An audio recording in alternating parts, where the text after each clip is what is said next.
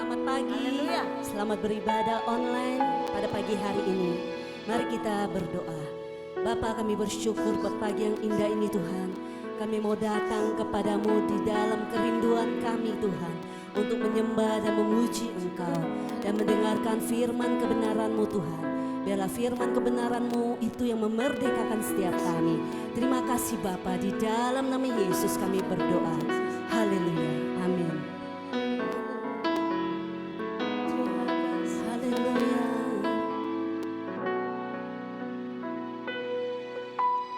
Ku datang ya Bapa dalam kerinduan, memandang keindahan-Mu. Ku berikan segalanya, semuanya yang ada. Ku ingin menyenangkan hati-Mu, oh Tuhan. Jadikan aku indah yang Kau pandang mulia.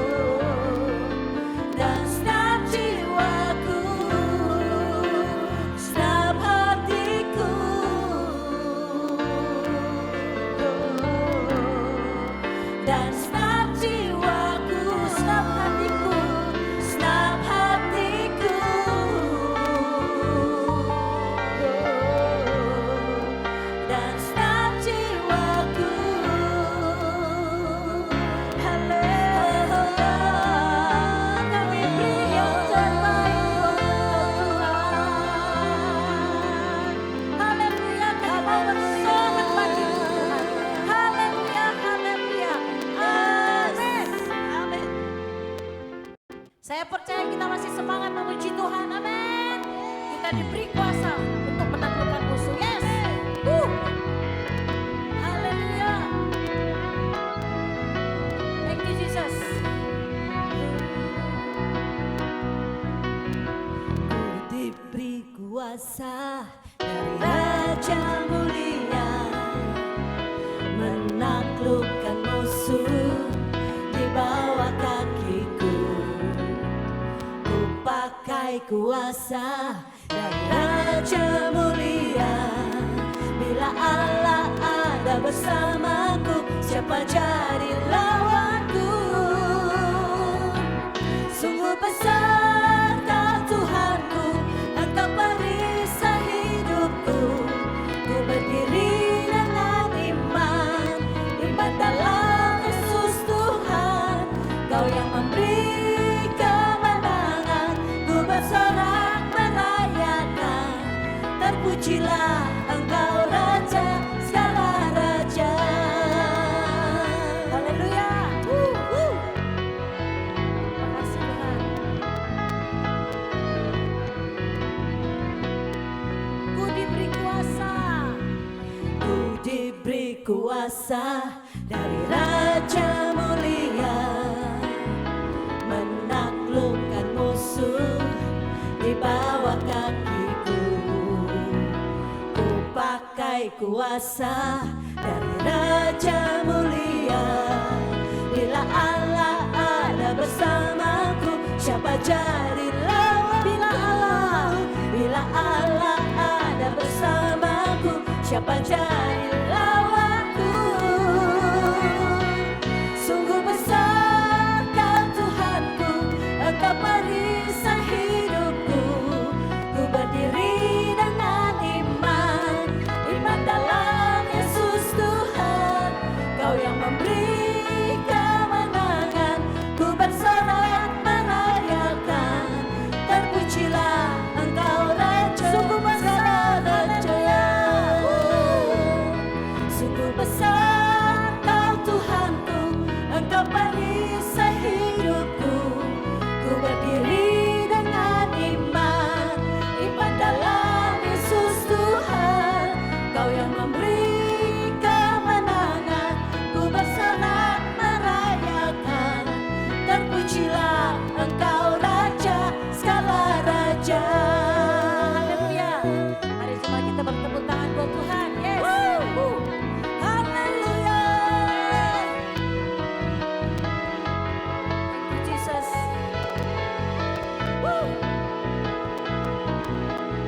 Haleluya.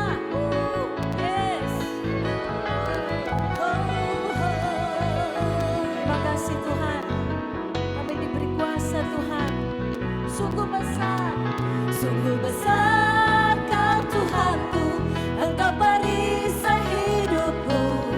Ku berdiri dengan iman, iman dalam Yesus Tuhan. Kau yang memberi kemenangan, ku bersorak merayakan. Terpujilah Engkau Raja segala raja. Sungguh besar, sungguh besar Kau Tuhanku, Engkau perisai hidupku. Ku berdiri dengan iman, iman dalam Yesus Tuhan. Kau yang memberi kemenangan, ku bersorak merayakan. Terpujilah Engkau Raja segala raja. Terpujilah Engkau Raja segala raja. Terpujilah Engkau Raja segala raja. Terpujilah Engkau Raja segala raja. Terima kasih Tuhan. Kami bersorak bagi nama-Mu. Haleluya. Thank you Jesus. Thank you Jesus. You are awesome. Thank you Lord. Haleluya. Terima kasih Tuhan. Kami bersyukur mempunyai Allah seperti Engkau ya Tuhan. Yang bisa kami andalkan ya Tuhan. Yang bisa kami percaya ya Tuhan. Thank you Jesus. Terima kasih Roh Kudus. Haleluya. Thank you Jesus. Berjemaat Tuhan. Terima kasih Tuhan. sebagai doa kita kepada Tuhan, pengakuan kita kepada Tuhan. Engkau Tuhan yang setia, waktumu selalu yang terbaik. Engkau Tuhan sandaranku, dan ku hanya kan berharap padamu. Satu-satunya yang ku andalkan, satu-satunya yang ku percaya. Engkau sumber kekuatan, sumber pengharapan, sumber kedamaian. Satu-satunya yang ku andalkan, satu-satunya yang ku percaya. Engkau Tuhan memberkati, Tuhan penyembuhku, Tuhan pemulihku. Haleluya, terima kasih Tuhan. Engkau Tuhan yang setia, Amin. waktumu selalu yang terbaik. Tuhan. Engkau Tuhan sandaranku, dan ku hanya kan berharap padamu. Satu-satunya, satu-satunya yang ku andalkan, satu-satunya yang ku percaya. Engkau sumber kekuatan, sumber pengharapan, sumber kedamaian.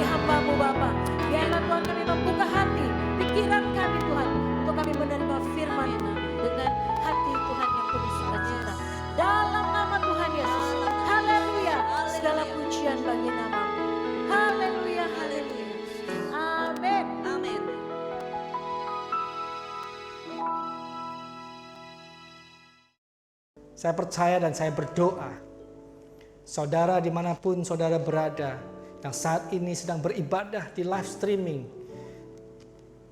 kita dalam keadaan yang baik, itu suatu anugerah kasih setia Tuhan buat setiap kita. Saya juga mengucapkan terima kasih buat Bapak Gembala kita, Om Rudi dan Tante Ruth, yang memberikan kesempatan kepada saya untuk melayani bersama-sama dalam wadah GBI Rock. Dan hari ini saya membagikan kabar sukacita.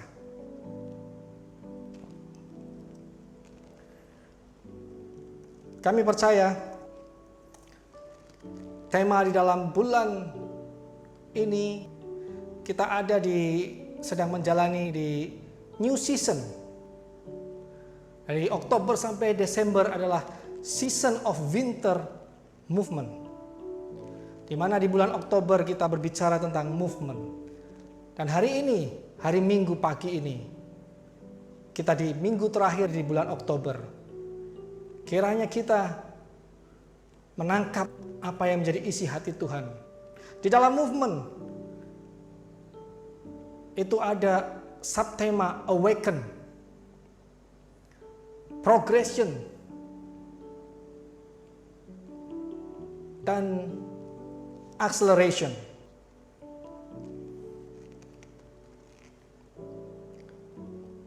Sebelum kita memasuki kebenaran firman Tuhan, izinkan saya memperkenalkan, karena ini di live streaming, izinkan saya memperkenalkan diri saya. Nama saya Othniel Febri Prakoso, seperti yang ada di bawah ini. Saya memiliki sepasang anak, anugerah Tuhan. Saya mendapatkan sepasang anak. Anak yang pertama lelaki bernama Kevin, yang hari ini mengiringi saya di tempat ini. Dan anak yang kedua berumur 8 tahun bulan depan, yaitu Kathleen. Saya mempunyai cukup satu, seorang istri yang bernama Wulan Yuwono.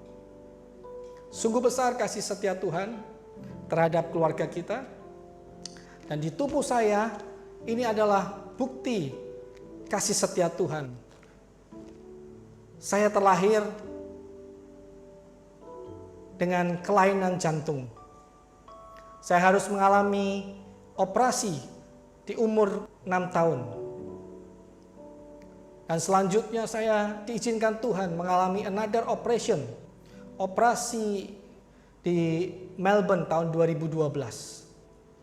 Dan baru-baru ini, di hari yang sangat spesial, di mana Father's Day yang lalu, Tuhan izinkan kepada saya untuk mengalami kecelakaan yang kecil. Saya terjatuh daripada sepeda motor. Dan ada sedikit bekas luka di pipi saya. Ini tanda kasih Tuhan. Di mana Tuhan begitu baik, saya selalu mengucap syukur.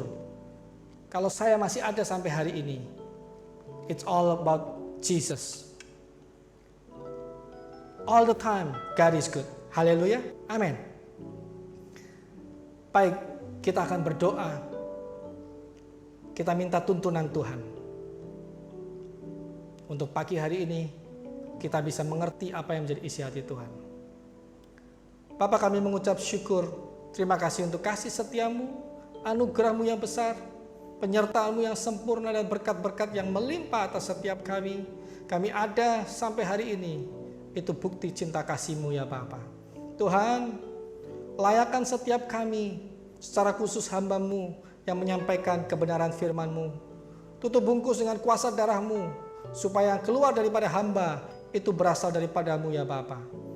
Tuhan, Kau juga melihat jemaat-Mu yang terkasih dimanapun mereka berada Tuhan.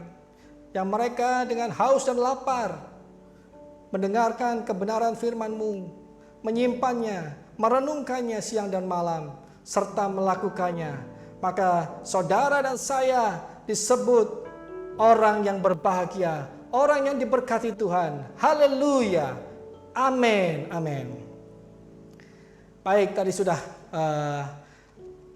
tema dalam bulan ini sudah kita mengerti bahwa di tema movement berarti ada pergerakan. Kita harus bergerak dari satu posisi kepada posisi yang selanjutnya. Dari satu tempat kepada tujuan yang Tuhan mau. Tapi untuk itu kita perlu bangkit, bangun, awakens, bangkit dan bangun. Untuk bangkit dan bangun kita perlu sadar. Sadar akan hari-hari ini, keadaan yang sedang dialami setiap kita, bahkan di seluruh dunia. C-19 yang terkenal dengan COVID-19, C-19 sedang merajalela, sedang menjungkir balikan seluruh dunia, bukan hanya Indonesia. Tuhan izinkan sesuatu terjadi. Tuhan sedang menguji setiap kita.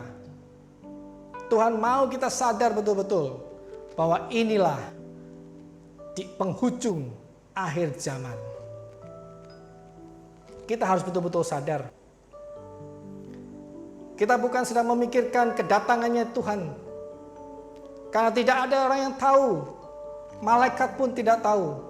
Anak manusia pun tidak tahu. Hanya Bapa yang tahu kapan dia akan datang kedua kalinya. Jadi biarlah kita menjadi 5 gadis yang bijaksana. Yang selalu menyiapkan pelita dan minyak untuk menyongsong kedatangan Tuhan Yesus Kristus yang kedua kalinya. Jadikan kita tim penyambutan kedatangannya Dia. Oleh karena itu, kita tidak bisa menerka kapan usia kita. Panjang umur ada di tangan Tuhan. Saudara terkasih,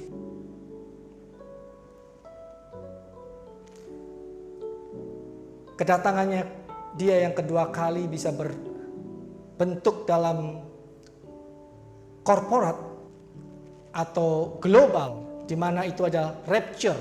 Dia datang di awan-awan menjemput kita semua yang Dia pilih, yang Dia katakan anak yang setia. Atau Dia bisa datang secara pribadi, individual, yaitu kematian yang normal. Yang hari-hari ini mungkin kita sering mendengar, ada banyak yang mati, umur berapa kita tidak tahu. Tapi apakah kita siap menghadapinya? Kita perlu sadar bahwa dalam waktu-waktu ini, dalam pengizinan Tuhan, COVID-19 masih berlangsung. Tuhan mau kita sadar akan arti gereja. Gereja bukan dibatasi oleh 4 sisi tembok. Tapi gereja adalah saudara dan saya. Gereja adalah orang-orang. Gereja adalah orang-orang percaya. Orang yang dipanggil dari keluar, dari kegelapan kepada terangnya.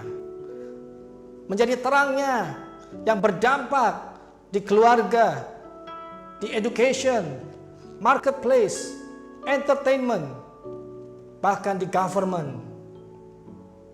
Tuhan ingin kita tahu, hari-hari ini bukan gereja cuma hari Minggu. Tapi gereja adalah saudara dan saya. Saudara dan saya sekarang mungkin masih belum bisa bergereja hari Minggu. Tapi kalau kita tahu, kita sadar bahwa arti gereja sesungguhnya adalah saudara dan saya. Tubuh kita adalah bait Allah yang kudus. Waktu kita tahu itu, kita akan memuji, menyembah bukan cuma hari Minggu. Beribadah bukan cuma hari Minggu. Tapi kita akan beribadah setiap hari, setiap waktu itu untuk Tuhan. Yang kedua, pengertian tentang Kristen.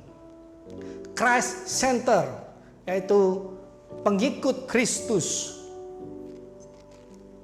Saudara terkasih, sebuah follower, sebuah fans sejati, itu sangat mengidolakan idolanya. Bahkan dia rela untuk mengubah bentuk model rambutnya sesuai apa yang dia idolakan. Cara berpakaian, cara berbicara, mengikuti idola yang ditunjuk. Oleh karena itu, sebagai pengikut Kristus, Christ Center, tujuannya jelas. Kita diciptakan serupa, segambar dengannya, dan untuk menjadi murid Kristus. Inilah yang kita harus lakukan sebagai Kristen sejati. Ada 5 keajaiban kasih setia Tuhan yang terus sedang terjadi. Yang pertama, kelahirannya. Tuhan lahir untuk kita karena Dia begitu mengasihi kita. Yang kedua, kematiannya. Dia mati untuk menebus saudara dan saya. Dan yang ketiga, kebangkitannya. Itu bukti Allah yang kita sembah adalah Allah yang hidup, bukan Allah yang mati, tapi Allah yang mati dan hidup. Dia menang atas maut. Dan yang keempat, Dia naik ke surga, kembali kepada Bapa.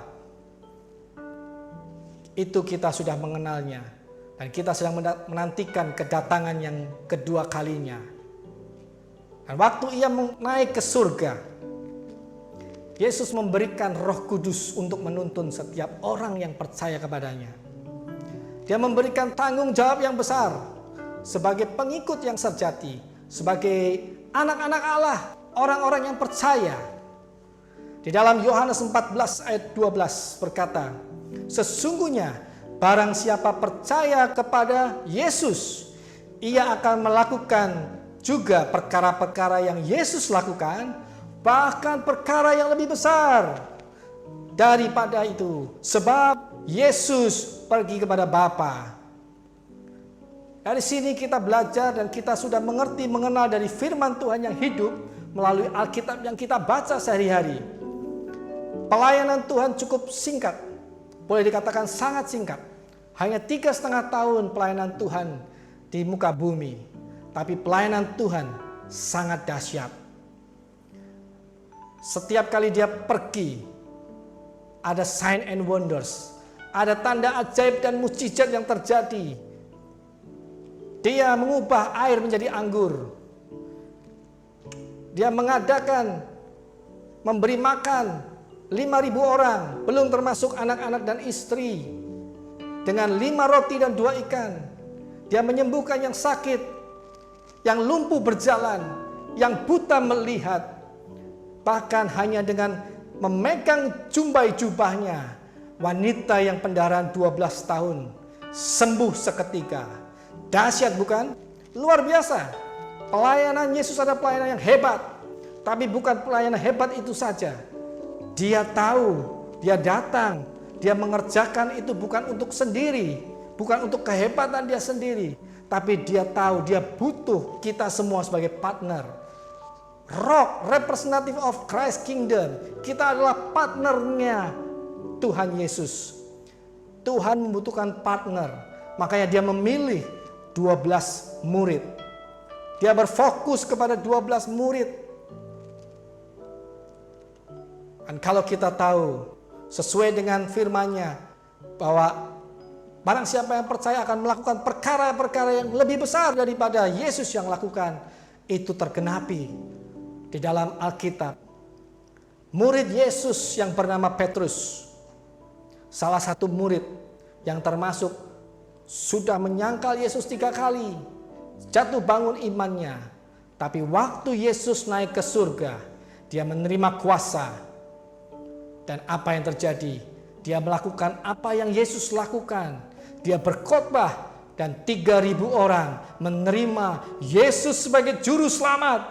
Dan Dia memberikan diri 3.000 orang itu untuk dibaptis. Wow, dahsyat bukan? Sama seperti Yesus yang lakukan.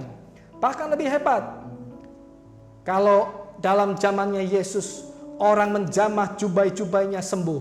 Tapi di dalam zamannya Petrus sebagai murid Yesus, bayangannya saja, waktu Petrus jalan, bayangannya saja itu menyembuhkan. Di dalam Kisah 5 ayat 15-16 berkata, bahkan mereka membawa orang-orang sakit keluar ke jalan raya dan membaringkannya di atas balai-balai dan tilam, supaya apabila Petrus lewat, setidak-tidaknya bayangannya mengenai salah seorang dari mereka dan juga orang banyak dari kota-kota di sekitar Yerusalem datang berduyun-duyun serta membawa orang-orang yang sakit dan orang-orang yang diganggu roh jahat, dan mereka semua disembuhkan. Wow, that's so great. Murid Yesus yang bernama Petrus, dia betul-betul melakukan apa yang Tuhan lakukan, bahkan yang lebih besar. Great is our God.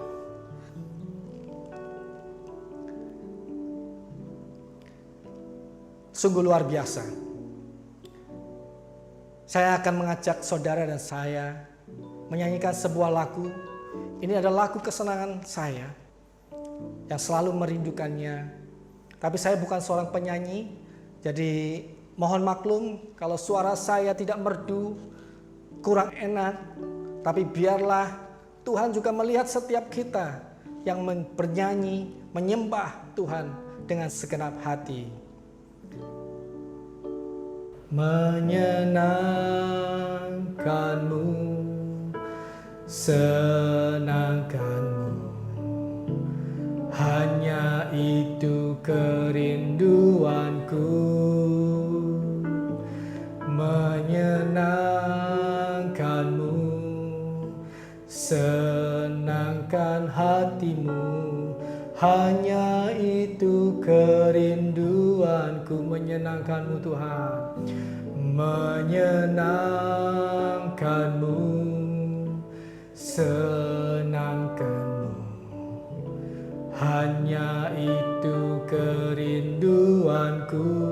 Menyenangkanmu, menyenangkanmu, senangkan hatimu, hanya itu kerinduanku.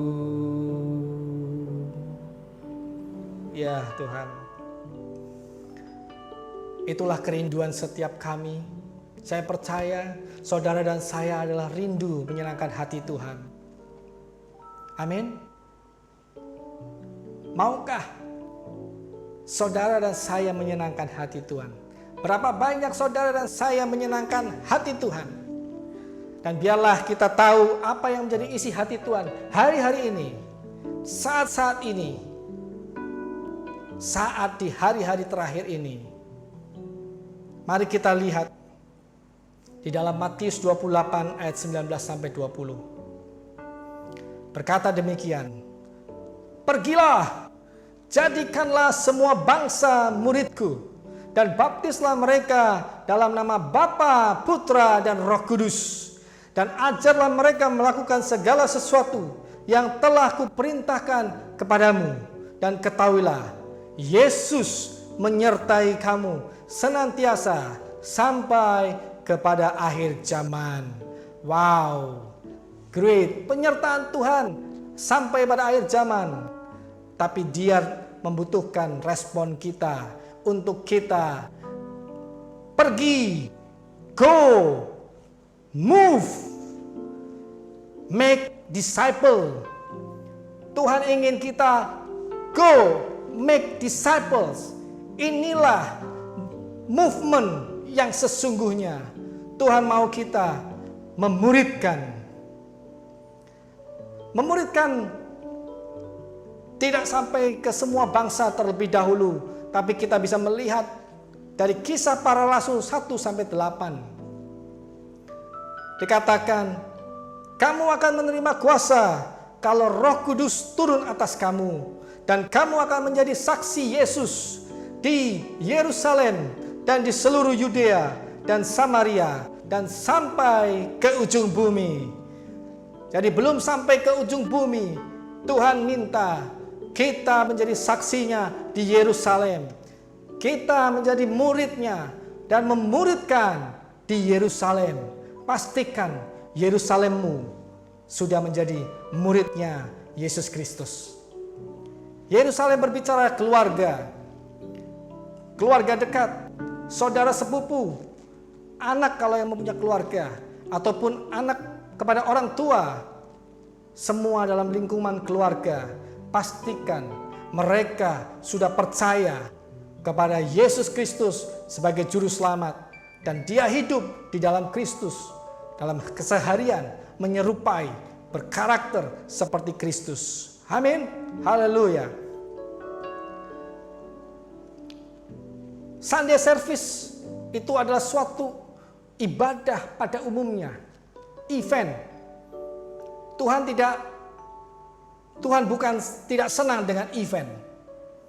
Event bukan tidak penting, tapi event bukan the real movement itu sendiri. Event bisa berbentuk di dalam berbagi kasih, fun day, gathering, KKR, Sunday service seperti saat ini. Tapi itu bukanlah yang Tuhan berikan untuk kita sebagai tugas utama. The real movement adalah pemuritan. Dan hari-hari ini banyak begitu orang yang menyebutnya dirinya sebagai orang Kristen, orang percaya. Tapi kenyataannya hidupnya bukan menjadi terangnya, melainkan menjadi batu sandungan. Boleh dikatakan Kristen KTP. Ada yang suka kawin dan cerai dianggap biasa. Lari daripada hutang. Tisani, tipu sana, tipu sini. Menunda daripada hak orang. Ini dianggap kebiasaan-kebiasaan yang biasa. Tapi itu hanya dianggap sebagai Kristen KTP.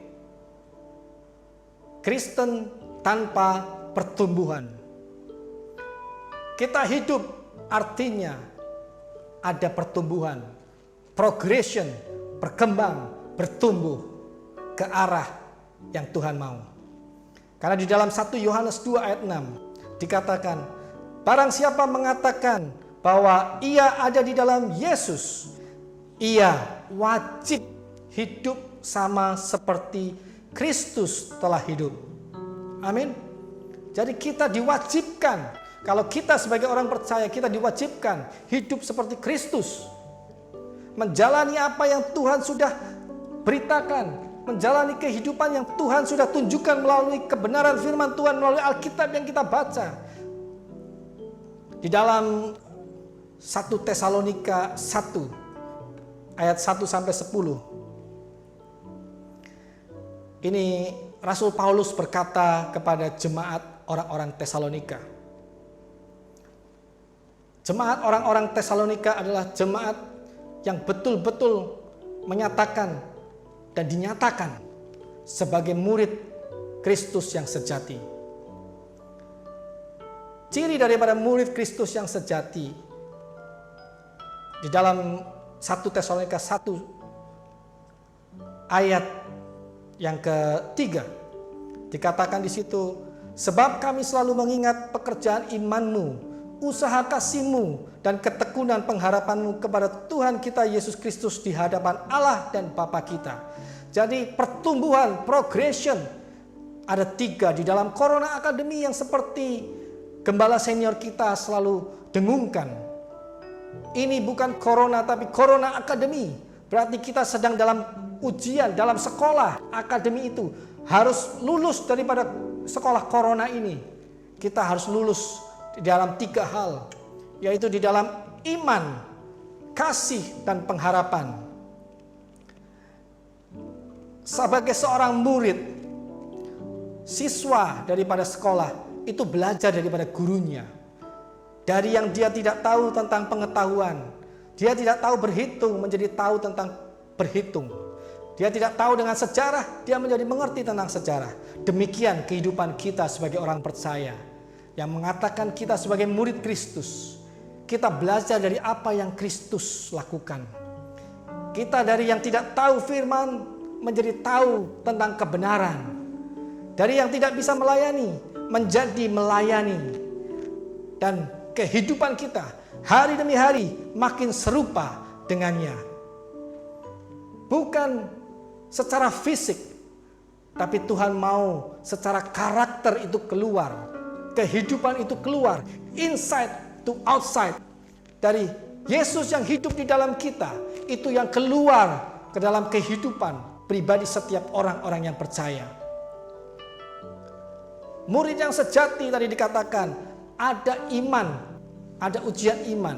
Jadi yang pertama saya katakan, murid sejati mempunyai karakter ciri khas, yaitu pekerjaan iman.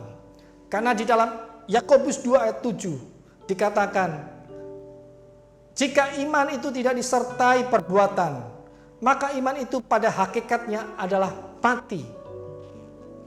Jadi kalau kita beriman, kita bilang kita percaya Tuhan, kita beriman, tapi kalau kita tidak melakukan tindakan iman, itu sama aja bohong, sama aja mati. Dinamakan kita hidup, berarti kita perlu bertumbuh. Kita pertumbuhkan iman kita. Kita perlu melangkah, kita perlu bertindak dalam iman. Itulah bukti tanda iman kita. Tanda iman contohnya adalah kita menyerahkan diri dan dibaptis. Yang kedua, tindakan iman adalah meninggalkan dosa. Hidup ini adalah bait Allah yang kudus, tubuh ini.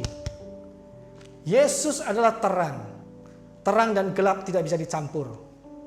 Oleh karena itu, selama kita ada gelap, selama kita ada dosa, kita tidak akan bisa menjadi terangnya. Kita harus meninggalkan dosa. Baik dosa apapun itu, kita harus tinggalkan. Makanya disebut Kristen tanpa pertobatan, Kristen tanpa pertumbuhan, itu Kristen-Kristenan. Kita perlu tinggalkan dosa-dosa itu. Di dalam suatu hati yang bertobat hanya Tuhan yang tahu. Tapi buah pertobatan harus bisa dilihat orang lain. Dalam Matius 3 ayat 8 dikatakan, jadi hasilkanlah buah yang sesuai dengan pertobatan. Kita bisa bilang kita sudah bertobat, kita sudah mengikut Yesus. Tapi tubuh ini bait Allah, bait yang kudus, tapi kita masih merokok. Itu salah. Kita harus tinggalkan itu rokok. Orang dunia saja bisa mengerti, ditulis di dalam kotak rokok itu ditulis, merokok itu bisa merusak kehidupan, merusak jantung dan sebagainya. Tapi pilihan kita, mau hidup sehat atau kita hidupnya rusak oleh rokok, itu pilihan di tangan kita. Demikianlah hidup kita di dalam Tuhan. Kita harus memilih gelap dan terang. Waktu kita memilih kita menjadi murid Tuhan, maka kita akan memutuskan kegelapan dan kita akan bergerak menjadi terangnya Tuhan. Amin. Yang kedua, tadi dikatakan kasih, ujian iman kita bertumbuh dalam kasih, usaha kasih. Kasih itu harus dinyatakan di dalam perbuatan. 1 Yohanes 3 ayat 18 dikatakan, anak-anakku, marilah kita mengasihi bukan dengan perkataan atau dengan lidah, tetapi dengan perbuatan dan dalam kebenaran. Jadi kasih kita tidak bisa hanya sebatas dalam mulut, sebatas dalam pikiran yang kita hanya cuma pikirkan, tapi kita harus lakukan, kita harus nyatakan kasih itu. Orang yang mengasihi Tuhan, orang yang mencintai Tuhan, dia pasti melayani Tuhan. Dia pasti menjadi saksinya Tuhan. Amin. Ada satu quote, you can give without loving, but you can love without giving. Engkau dapat memberi tanpa mengasihi, tapi engkau tidak dapat mengasihi tanpa memberi. Waktu engkau memberi sesuatu kepada seseorang, bisa saja engkau tidak mengasihi dia, karena engkau berharap atas pujian-pujian, engkau berharap atas penghargaan. Tapi waktu engkau memberi dengan hati, dengan kasih, maka itulah pemberian yang sejati. Tuhan sudah menunjukkan, dia memberikan dirinya, tubuhnya di atas kayu salib untuk saudara dan saya. Itulah yang Tuhan lakukan. Tuhan ke dunia ini, datang ke dunia bukan untuk dilayani. Seorang pemimpin itu bukan dilayani, tapi melayani. Itulah yang Tuhan lakukan. Tuhan bukan semakin naik, tapi semakin turun. Tuhan semakin melayani, sampai dia mengorbankan dirinya di atas kayu salib. Untuk saudara dan saya bisa kembali kepada identitas yang Tuhan berikan pada mulanya. Amin, saudara-saudara. Contoh di dalam Alkitab kita bisa melihat seorang Maria yang mengalami kasih Tuhan begitu besar. Dia hampir dirajam, dilempari batu karena dia ketahuan berzinah. Tapi dia mengalami kasih setia Tuhan dan dia membalasnya dengan satu kesempatan.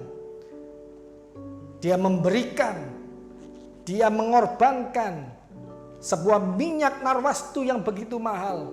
Dia pecahkan, dia basuh kaki Yesus, dia jamah kaki Yesus, dia basuh dengan rambutnya, dia seka.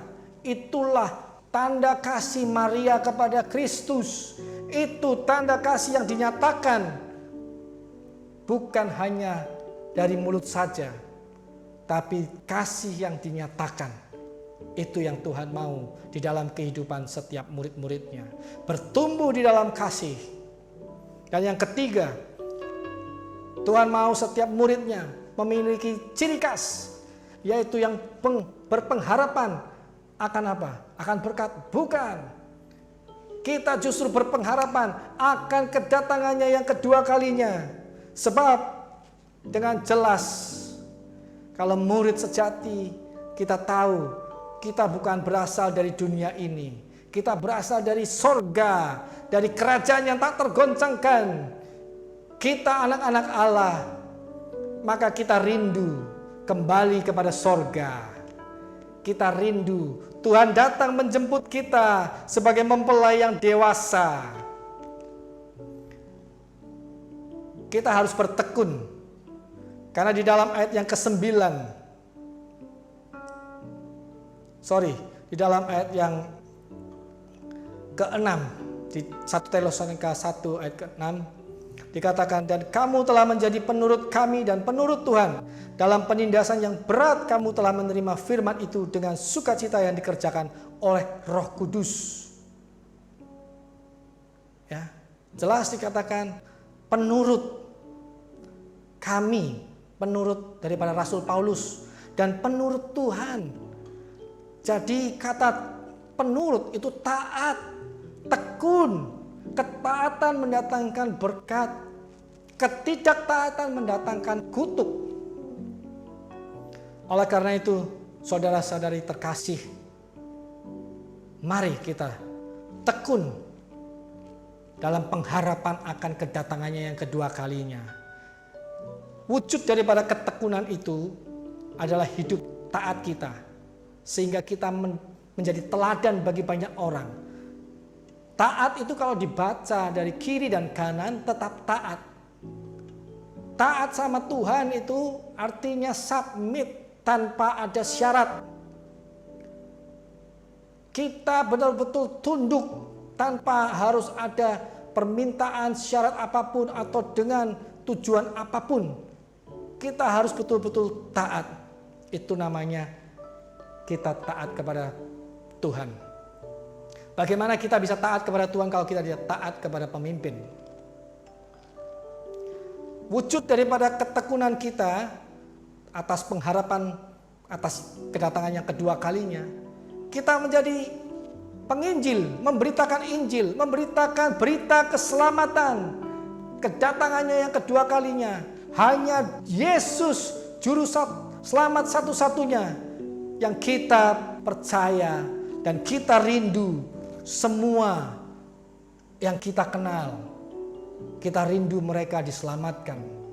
Itulah wujud ketekunan kita dalam pengharapan atas kedatangannya Yesus Kristus. Dan memuridkan pastinya.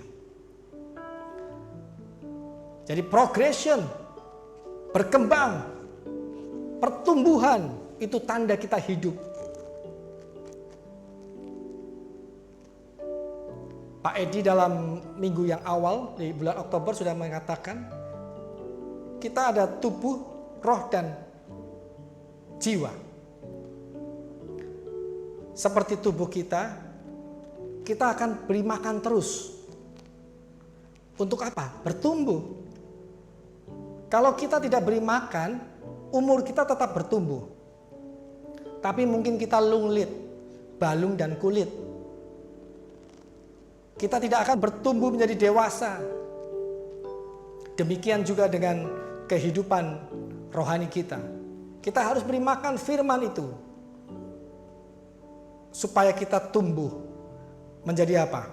Di dalam Efesus 4 ayat 13 dikatakan, sampai kita semua telah mencapai kesatuan iman dan pengetahuan yang benar tentang anak Allah, kedewasaan penuh dan tingkat pertumbuhan yang sesuai dengan kepenuhan Kristus. Ini berbicara dewasa yang penuh. Bayangkan kita memiliki anak yang kecil, yang cabi-cabi, pipinya gemuk, rasanya gemes, pengen dicium setiap kali. Dan singkat cerita dia bertumbuh, berkembang, menjadi besar. Dia jadi remaja, jadi dewasa, bahkan mungkin di tingkat kuliah. Tiba-tiba anak kita berjalan bersama kita di sebuah mall. Dan dia berkata begini, Mami, Papi, gendong dong. Saya kalau suruh gendong anak saya yang masih SMP kelas 3, besar saya dengan anak saya aja, dia sekarang udah lebih besar. Kalau suruh gendong dia, saya akan geblak. Artinya apa? Bukan imut-imut lagi, tapi amit-amit. Jadi saudaraku terkasih, kita perlu tumbuh, kita perlu berkembang rohani kita. Umur kita tetap jalan naik. Jangan menjadi kepalanya 2, kepala 3, kepala 4, kepala 5. Tapi sifatnya, karakternya masih kanak-kanak. Masih maunya minum susu. Masih maunya dilayani, dinina bobokan. Come on. Kita perlu bertumbuh menjadi dewasa. Dewasa yang penuh. Supaya waktu Tuhan datang kedua kali, dia tidak akan perjamuan kawin anak domba. Dia tidak akan kawin dengan anak-anak. Dia kawin dengan yang dewasa. Jadi pastikan kita siap waktu Tuhan datang, Tuhan melihat kita sudah dewasa. Dewasa itu tandanya kita melayani, bukan dilayani. Tanda dewasa itu karakter kita berubah seperti Kristus. Seperti contoh sebuah pensil atau bolpen. Sebuah perusahaan menciptakan bolpen itu dengan suatu tujuan. Pensil atau bolpen ini itu akan tetap sebagai pensil atau bolpen walaupun ditaruh dimanapun juga tetap sebagai bolpen. Tapi tujuannya itu untuk menulis, mencatat sesuatu, menggariskan sesuatu, menggambarkan sesuatu. Itulah kegunaan daripada sebuah pena. Demikian dengan kehidupan kita. Tuhan menciptakan dengan satu tujuan, yaitu supaya kita serupa dan segambarnya, dan kita menjadi murid Yesus yang memuridkan. Dewasa yang penuh dalam tingkat pertumbuhan yang sesuai dengan kepenuhan Kristus. Artinya yang berfungsi, bernilai sesuai yang Tuhan taruh di dalam setiap kehidupan kita.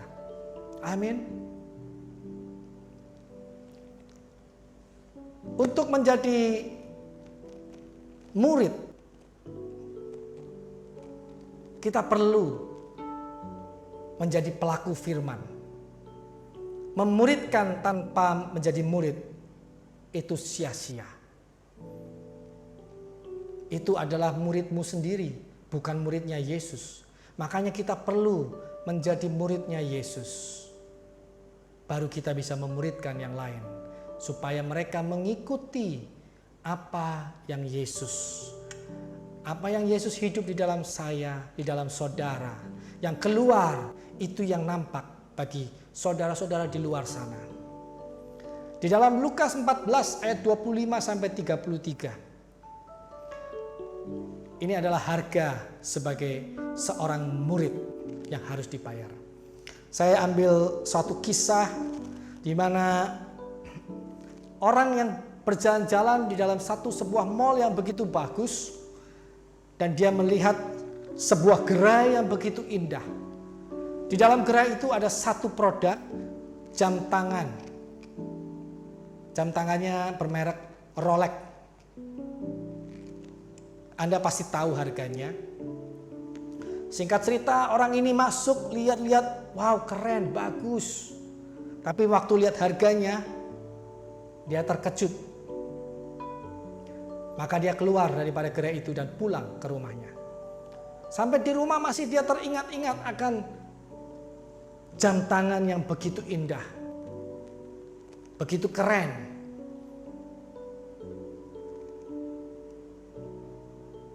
Demikianlah hidup kita. Dia tidak akan bisa membeli, mengenakan jam tangan tanpa dia membayar harganya. Bahkan mungkin dia pikir, tunggu nanti kalau ada Christmas sale, atau dia lihat daripada online shop mungkin lebih murah. Tapi ternyata sampai melewati waktu tidak ada sale. Demikian ikut Yesus. Yesus sudah bayar lunas. Dia tidak diskon. Dia tidak memandang dirimu. Dia tidak memandang dirimu nantinya akan baik atau buruk. Tapi dia tetap mengorbankan nyawanya, tubuhnya untuk saudara dan saya. Maukah kita membayar harganya? Harga yang pertama yang kita harus bayarkan. Di dalam ayat 26 dikatakan, setiap orang yang ingin menjadi pengikut Yesus harus mengasihi aku lebih daripada ia mengasihi bapaknya, ibunya, istrinya, anak-anaknya, dan saudara-saudaranya.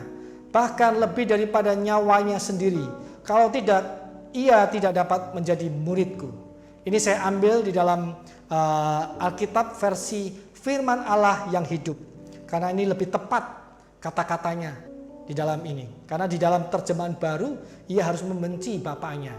Sedangkan kita harus menghormati orang tua. Jadi saya ambil di ayat melalui versi Firman Allah yang hidup, FAYH. Jadi dikatakan, barang siapa ia mengasihi bapaknya, ibunya, istrinya, anak-anaknya, dan saudara-saudara, bahkan nyawanya sendiri, ia tidak bisa menjadi murid Kristus. Jadi yang pertama, Tuhan katakan harganya adalah mengasihi Yesus lebih dari segalanya. Menempatkan Yesus di atas dari segala-galanya.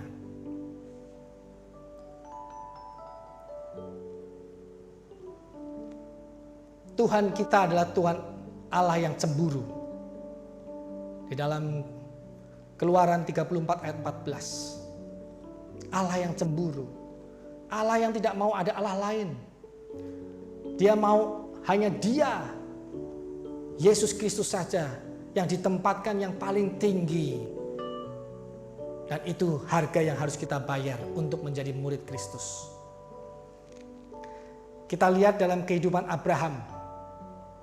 Abraham dijanjikan oleh Tuhan memperoleh anak. Dan janji ini terus berjalan dengan waktu. Tidak langsung serta-merta Abraham mendapatkan anaknya yang bernama Ishak. Dia harus menunggu hampir selama 14 tahun. Abraham baru mendapatkan Ishak. Coba bayangkan di dalam dunia kita sehari-hari, bagi keluarga yang mendambakan seorang anak, dia menunggu anaknya untuk kelahiran anaknya, mendapatkan anak ini sampai 14 tahun. Saya yakin dan saya percaya waktu anaknya lahir itu menjadi anak yang sangat dibanggakan, anak yang sangat dikasihinya. Itu merubah kehidupan setiap orang tuanya untuk anaknya, semuanya untuk anaknya. Demikian juga Tuhan ingin menguji dengan Abraham. Apakah Abraham masih tetap menempatkan Yesus menjadi tempat yang tertinggi, atau dia lebih memilih anaknya yang tunggal yang dia dapatkan dengan susah selama 14 tahun pergumulan iman dia, perjuangan iman dia. Tuhan bilang apa? Serahkanlah anakmu yang tunggal Ishak. Maka Abraham berjalan. Tapi waktu dia mau membunuh Ishak, Tuhan bilang, stop. Saya mengerti, saya tahu hatimu Abraham. Yang Tuhan mau lihat adalah hati Abraham. Hatinya apakah sudah berpindah kepada Ishak sebagai anak tunggalnya, atau dia masih tetap taat, fokusnya kepada Tuhan, menjalani, menggenapi apa yang dijanjikan Tuhan. Nah, ini yang Tuhan mau untuk setiap kita menjadi murid Kristus. Kita perlu bayar harga, taruh Yesus di atas segala-galanya, taruh Yesus di atas keluargamu, bahkan di atas dirimu pribadi. Amin, saudara-saudara. Yang kedua di ayat 27 dikatakan, tidak seorang pun dapat menjadi muridku kalau ia tidak memikul salibnya dan mengikut aku. Yang kedua jadi pikul salib. Pikul salib itu bahasa kerennya out of your comfort zone. Keluar daripada kenyamananmu. Mungkin hari-hari ini gereja sedang mengadakan doa pagi. Oh, itu suatu kenyamanan bagimu untuk tidur. Tapi inilah yang harus engkau bayar. Engkau harus keluar daripada kedaginganmu. Engkau harus keluar daripada kenyamananmu untuk mengikut Tuhan. Contoh lagi mungkin dalam puasa. Puasa Daniel. Puasa tidak makan daging. Bagi orang yang memang tidak suka sayur-sayuran, itu suatu puasa, betul-betul puasa, itu satu tantangan. Tapi bagi orang yang suka sayuran atau yang memang biasa makan sayur, itu bukan puasa. Nah, ini konsepnya, out of your comfort zone, keluar dari kenyamananmu. Apa yang menjadi kenyamananmu hari-hari ini? Sosmedmu, kehidupan sosmedmu setiap hari sosmedan terus. Keluar dari itu, kembali kepada Tuhan, kembali pada firman yang hidup.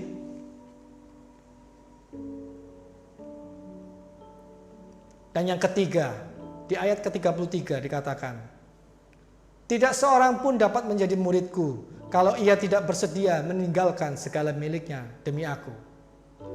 Artinya kita dituntut untuk melepaskan kepemilikan, meninggalkan segalanya.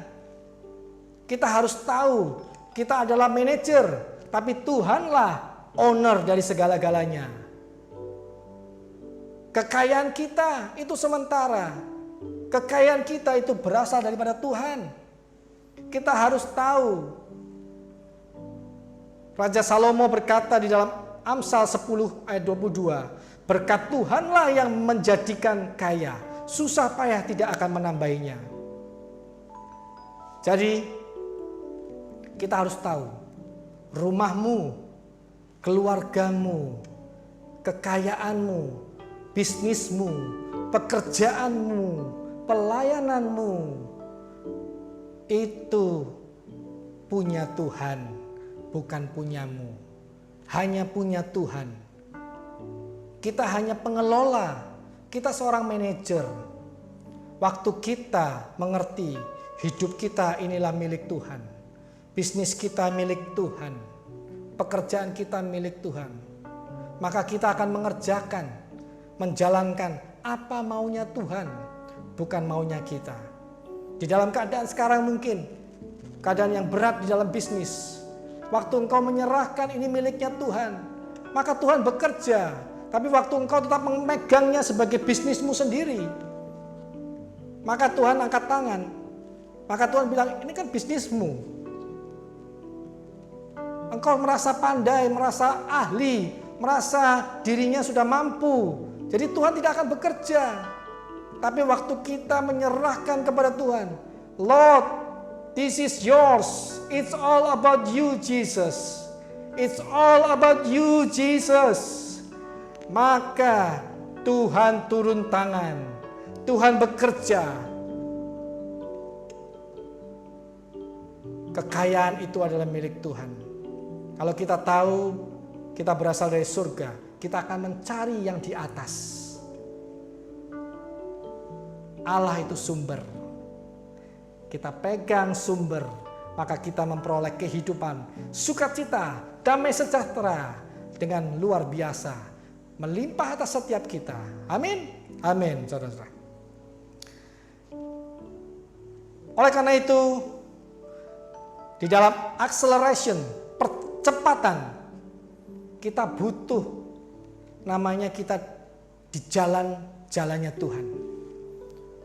Seperti Pastor Ona kemarin menyampaikan, waktu wanita Samaria itu berjumpa, mengalami perjumpaan pribadi dengan Tuhan, dan dia mengerjakan apa yang Tuhan mau, maka percepatan itu terjadi. Satu kota Samaria dimenangkan. Demikian dengan kita. Waktu kita mengerjakan panggilannya, berjalan di dalam Dia, maka percepatan itu sedang terjadi. Revival itu sedang terjadi. Corona Academy membawa revival. Karena ini waktunya Tuhan. Revival itu akan terjadi waktu kita berespon, menggenapi panggilannya, menjadikan semua murid Yesus Kristus. Dan engkau pastikan dirimu menjadi murid yang memuridkan. Makanya orang mungkin suka dengan event. Saya katakan tadi, event bukan tidak penting. Event adalah bagian daripada movement. Tapi event bukan the real movement. Pergerakan yang sesungguhnya adalah pemuridan. Memuridkan, menjadi murid dan memuridkan. Dan memuridkan menjadi leader-leader yang memuridkan dan memuridkan. Itulah pergerakan yang Tuhan mau. Untuk memuridkan membutuhkan stamina rohani. Makanya banyak orang yang tidak suka dengan pemuridan. Banyak orang yang sukanya event. Karena kalau event sekali selesai. Hari Minggu kayak gini Sunday service selesai. Itu event. Tapi kalau pemuridan day by day, hari demi hari, Anda harus beribadah kepada Tuhan, Sang Sumber itu, untuk kita bisa membagikan kepada yang lain. Day by day. Seperti seorang tuan yang memperkerjakan seorang kebun untuk membersihkan kebunnya, merawat kebunnya. Tapi waktu dia membersihkan kebun sekali, yang kedua kali dia apa? Memasakkan buat tuannya. Membikin makanan buat tuannya. Tuannya pasti senang. 1, 2 kali, 3 kali, 4 kali, 5 kali. Lama-lama tuannya bingung. Saya memperkerjakan kamu menjadi tukang kebun untuk merawat kebun saya. Tapi yang ada engkau cuma memberi kami makan. Makanan itu baik, memberi makan kepada tuannya itu baik, itu pekerjaan baik. Tapi engkau dipekerjakan, tugas utamanya adalah tukang kebun, kebunnya nggak dirawat, engkau akan dipecat. Demikian kehidupan kita, melayani di dalam kehidupan gereja, menjadi diakon, menjadi usher, menjadi singer, WL, menjadi apapun itu juga, pemusik. Itu pekerjaan baik. Di dalam bisnis, Anda melayani itu pekerjaan baik. Tapi harus ingat, tujuan utama, tugas utama kita adalah memuridkan. Pemuritan. Jangan sampai kita dipecat oleh Tuhan. Banyak yang dipanggil, tapi sedikit yang dipilih. Oleh karena itu, tolak ukur keberhasilan itu bukan Anda hebat sendiri, tapi lahirkanlah orang-orang hebat yang lain. Amin. Tuhan tidak cari yang sempurna, tapi Tuhan cari orang yang mau memuridkan. Saya akan tutup. Sebelum saya tutup, saya minta saudara-saudari terkasih dimanapun kita berada, pejamkan mata, pikirkan, renungkan apa yang firman Tuhan sudah dibagikan.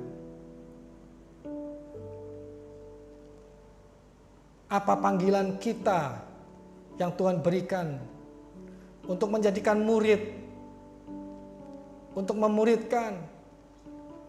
Untuk kita jadi murid, kita harus bayar harga.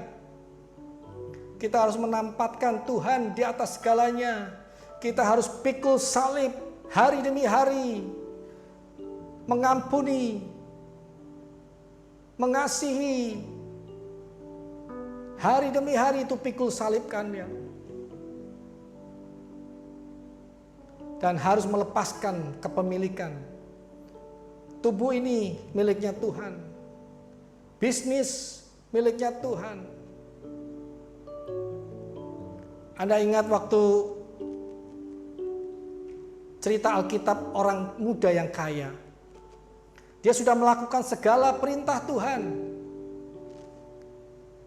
Tapi untuk menjadi ikut Tuhan, pengikut Tuhan, Tuhan berkata, lepaskanlah semua, juallah semua hartamu dan bagikanlah kepada yang miskin. Maka menangislah dia dan meninggalkan Yesus. Kita tidak mau seperti orang muda yang kaya itu. Kita mau seperti orang Samaria, wanita yang Samaria yang berjumpa dengan Yesus. Kita mau membuka diri, bertobat dari dosa, meninggalkan dosa. Kita bertumbuh di dalam iman, bertumbuh di dalam kasih, bertekun di dalam pengharapan akan kedatangan yang kedua kalinya. Dan kita mau memuridkan dari Yerusalemmu terlebih dahulu. Jangan pikirkan sampai ke ujung dunia, semua bangsa, tapi pikirkanlah dari Yerusalemmu dulu, dari kotamu ini, dari gereja lokalmu ini, gereja GBI Rock Batam. Muridkan yang ada, baru Tuhan percayakan yang lebih besar di Yudea, Samaria, bahkan sampai ke ujung dunia. Coba renungkan, ambil sebuah nama, 1, 2, 3 nama yang kau mau komitmen membangun hubungan dengan dia, berdoa bersama-sama, mendoakan mereka, mengajar mereka untuk hidup mendekat kepada Tuhan. Dan menjadikan dia murid, menjadikan leader, pemimpin yang baru, yang menghasilkan murid-murid yang lain lagi. Taruh di dalam Alkitabmu. Berjanjilah kepada Tuhan. Maukah saudara berkomitmen untuk menggenapi panggilannya? Sekaranglah waktunya. Karena di zaman COVID-19 ini, banyak orang yang bisa kita menangkan. Revival akan terjadi waktu saudara mengambil komitmen. Saya ajak saudara untuk menyanyikan. Bagimu Tuhan seluruh hidupku, pakailah Tuhan bagi kemuliaan-Mu. Genapi seluruh rencana-Mu, sampai bumi penuh kemuliaan-Mu. Bagimu Tuhan, bagimu Tuhan, seluruh hidupku. Pakailah Tuhan bagi kemuliaan-Mu. Genapi seluruh rencana-Mu, sampai bumi penuh kemuliaan-Mu.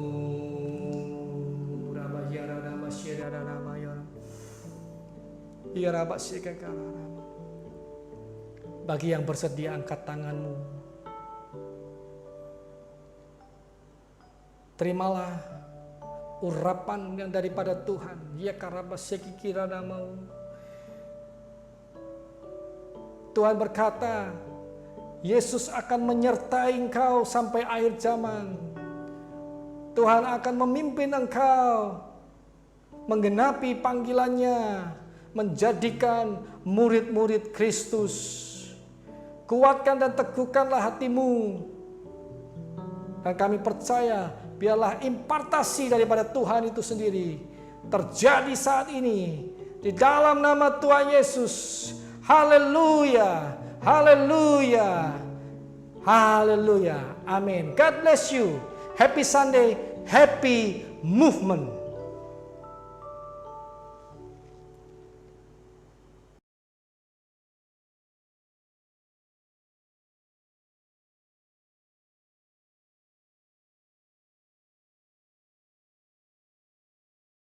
Bapak Ibu dikasih Tuhan, kita akan memasuki sakramen perjamuan kudus.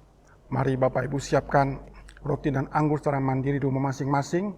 Apabila tidak ada roti yang tidak beragi, maka bisa disiapkan roti tawar biasa ataupun diganti dengan roti biasa. Dan apabila tidak memiliki anggur, bisa diganti dengan air putih atau air biasa. Mari kita berdoa terlebih dahulu. Bapa, terima kasih Tuhan buat siang hari ini, buat segala kebaikan anugerah-Mu yang melimpah dalam setiap kehidupan kami Tuhan. Sungguh Engkau tidak ternilai bagi setiap kami Tuhan, karena begitu besar kasih-Mu kepada setiap kami Tuhan. Pengorbanan bagi setiap kami sehingga kami beroleh jalan untuk masuk di dalam kekekalan yang Engkau sediakan bagi setiap kami, keselamatan yang tersedia bagi setiap kami Tuhan. Terima kasih Bapa, di hadapan kami ada roti dan anggur yang mana merupakan tubuh dan darah-Mu Yesus, yang terpecah-pecah, yang tercurah di atas kayu salib bagi setiap kami untuk pengampunan dosa, untuk penyucian bagi setiap kami Tuhan. Biarlah Tuhan, ketika kami makan dan minum dengan benar, maka ini adalah merupakan kami duduk sidangan dengan Engkau, bersekutu dengan Engkau Tuhan. Terima kasih Bapa, terpujilah nama-Mu di dalam nama Yesus Kristus.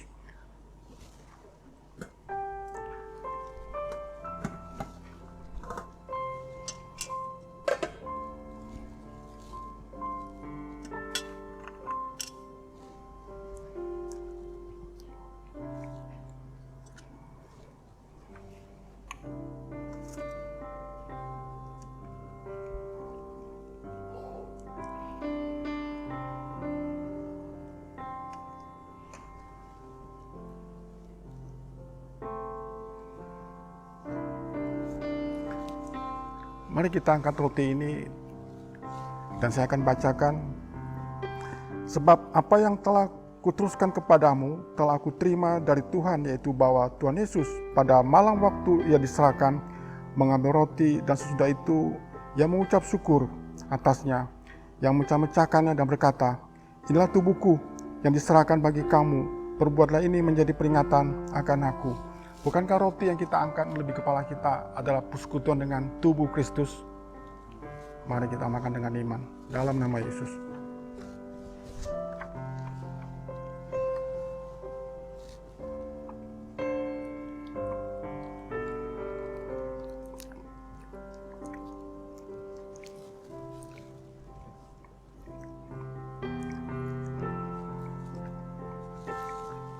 angkat cawan ini melebihi kepala saudara.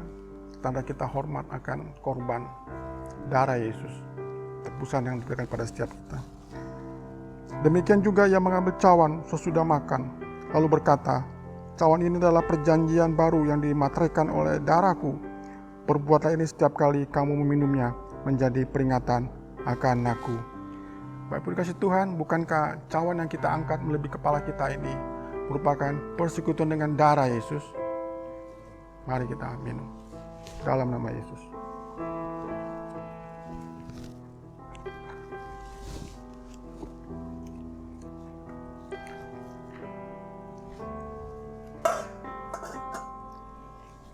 Mari beri pengucapan syukurmu yang terbaik pada Tuhan.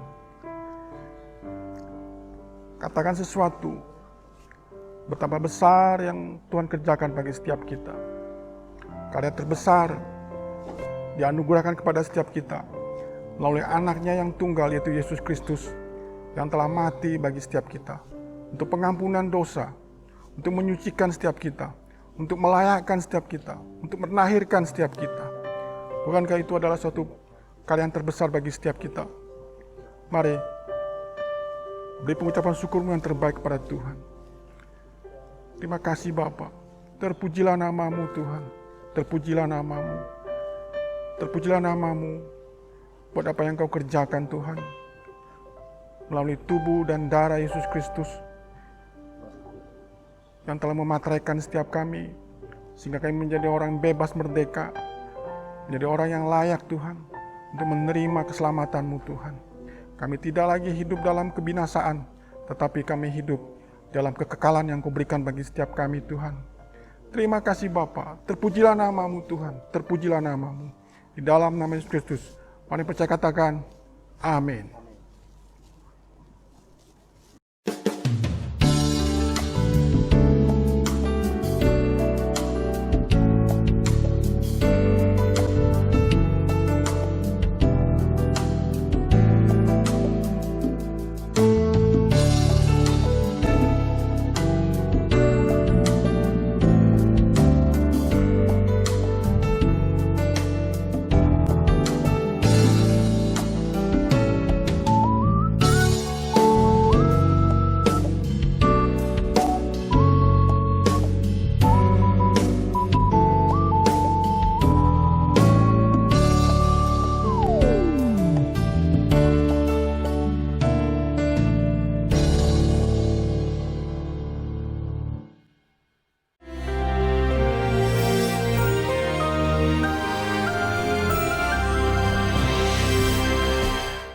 Shalom ke kerajaan, mari kita melihat apa yang terjadi di sekitar kita. Seperti saya katakan, God is a God, a generational God, yang adalah Allah daripada Abraham, Isaac, and Jacob. Seharusnya berkat Tuhan itu progresif, harus progres, bukan regress. Kita lihat seorang yang berkenan pada Tuhan, King David. Lalu putranya Salomo, menjauh dari Tuhan dan akhir hidupnya, bahkan bersama dengan istri-istri, gundik-gundik dia mendirikan, yaitu penyembahan berhala di seberang daripada Yerusalem. Itu menyakitkan hati Tuhan. Dan itu menurunkan, lalu kemudian putranya yaitu Rehabeam. Kita lihat bagaimana Rehabeam itu tidak mendengarkan counsel daripada elders, penatua-penatua yang adalah penasihat daripada Salomo. Salomo disebut orang yang paling berhikmat di dunia dan raja yang paling kaya yang pernah ada maupun akan datang. Tidak ada sekaya dia. Termasuk Raja Thailand, Raja Brunei dan sebagainya. Dengar baik-baik, dia mendengarkan teman-temannya. Karena itu hati-hati apa yang kita sudah dengar. Sebab yang memuaskan daging bukan dari Tuhan. Kata para penatua itu, kalau engkau punya sifat melayani, berkata baik, maka mereka akan jadi hambamu seumur hidupmu. Tahun ini adalah tahun P Elohim. Karena itu tiru Tuhan Yesus, ya, supaya spirit yang ada dalam Kristus merendahkan hati, yang keluar cuma firman Allah, engkau akan memakan yang baik dari negeri. Bagaimana dengan Rehabeam? Dan kita tahu negara itu pecah. Pada zaman Rehabeam, ya, tinggal satu suku bersama Yehuda, yaitu Benyamin. tapi 10 suku yang lain, Efraim, Manasye, dan yang lain semua, yaitu menjadi satu kerajaan di utara dipimpin oleh Yerobeam bin Nebat. Dan ketika Yerobeam membuat penyembahan baru dengan menaruh 2 anak lembu emas di Bet-El dan di Dan, murka Tuhan datang. Sedikit tentang Rehabeam. Pada waktu itu ketika dia berperang dengan kerajaan utara, maka saudaraku dia sudah menghabiskan banyak biaya dan hukuman Tuhan datang. Raja Sisak daripada Mesir datang dan menguasai dan merampas semua kekayaan daripada yang ada di Bait Allah, juga yang ada pada raja. Dan dahulu Salomo membuat perisai-perisai dari emas. Tetapi saudaraku, apa yang terjadi? Dirampas semua. Dan supaya menutupi rasa malunya, maka Rehabeam membuat perisai juga, tapi juga daripada tembaga atau kuningan, salah satulah. Karena di situ dipakai istilah yang mirip untuk keduanya. Serupa tapi tak sama, nilainya jauh saudaraku. Karena itu sebetulnya saya tidak suka sesuatu yang palsu ya. Jadi bukan emas cuma dilapis emas misalnya seperti itu. Karena sekarang itu seperti itu. Perisai berbicara soal iman. Iman itu harusnya yaitu dari emas murni. Tapi sekarang ini banyak perisai terbuat dari tembaga. Harus digosok supaya mengkilat. Supaya kelihatan seperti orang beriman. Masa-masa ini menjelang saya berani katakan Corona Revival. Ujian atas iman kita semua. Sekali lagi, beware of the plague of your heart. Yaitu penyakit sampar yang dalam hati. Virus percabulan, virus dan segala macam yang jahat. Yang 1 Korintus 6 ayat 9-11 mengatakan itu. Dahulu kamu seperti itu. Tapi sekarang telah dikuduskan, dibenarkan di dalam Kristus Yesus dan oleh Roh Allah. God bless you, warga kerajaan. Berkemenangan dalam Tuhan. Amin. Sampai di penghujung ibadah online kali ini, kasih salam kiri kanan, katakan saya sungguh diberkati melalui ibadah online kali ini. Saya hanya bisa menyampaikan supaya kita tetap stay healthy, jaga jarak ya. Ketika keluar rumah gunakan masker, jangan lupa senantiasa menjaga kebersihan karena mulai dari diri kita lah maka kita bisa menghalau epidemi ini supaya bisa cepat berlalu. Mari angkat kedua tanganmu, arahkan hatimu kepada Tuhan. Tuhan berkatimu setelah melindungimu. Tuhan menyilaukan wajahnya dan memberi kau kasih karunia. Dan pada hari ini Tuhan hadapkan wajahnya kepadamu, memberi kau damai sejahtera. Terima berkat ini dalam nama Bapa, Putra, dan Roh Kudus.